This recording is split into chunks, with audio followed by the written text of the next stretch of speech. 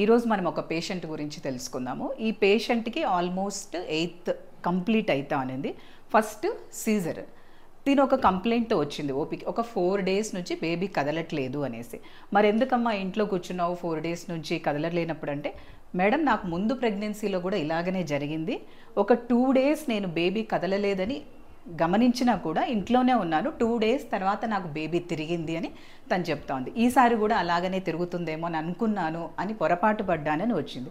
ఆ రోజు మేము ఈ పేషెంట్కి స్కాన్ చేసి చూస్తే ఐయుడి అయింది. అంటే ఇంట్రాయూట్రైన్ డెత్.